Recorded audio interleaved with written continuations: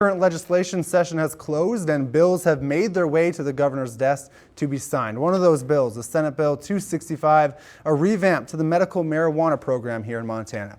KPAX's Marcus Boyer finds out what this would mean for our state. When Montana's medical marijuana program first debuted in 2004, it unfortunately had some difficulties. Kind of just the Wild West. Everybody was advertising where they wanted to.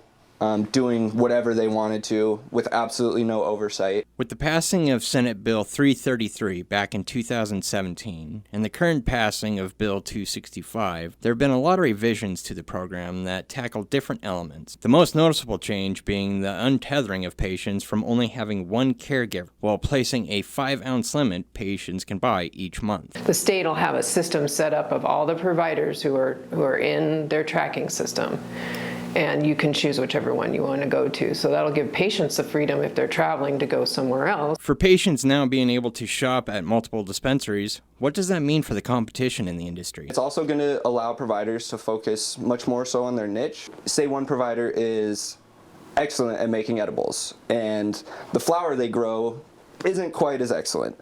It's going to allow them to focus much more so on just edibles. In 2018, the total sales in the medical marijuana program reached $45 million.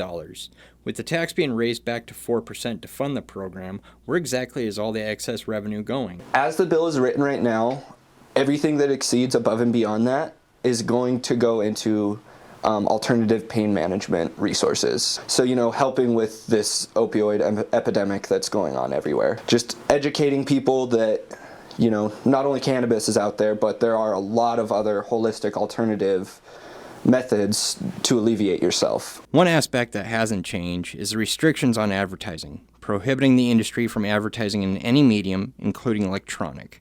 Something the providers don't necessarily agree with. Liquor stores are allowed to advertise. Tobacco and liquor companies are both allowed to advertise. So what makes cannabis any different from that? I find it odd that our business is one of the few where we're not allowed to do that. I mean, advertising, any other business can advertise. Now, the one thing that we can do as providers is create a website. It's not allowed to have any sort of pricing on it, any sort of availability, any bit about what we do, just the business that we are. With the laws changing and the industry continuing to grow, what do providers hope for the future and how do they feel about this change? One big thing that I want to see is providers working more so with each other and it being a lot less cutthroat. I think it's a positive move. There's going to be drawbacks to any laws that change, but overall I think we're moving in the right direction in Montana to help our patients out. Reporting in Billings, Marcus Boyer, MTN News. If signed by the governor, this bill will go into effect July of 2020.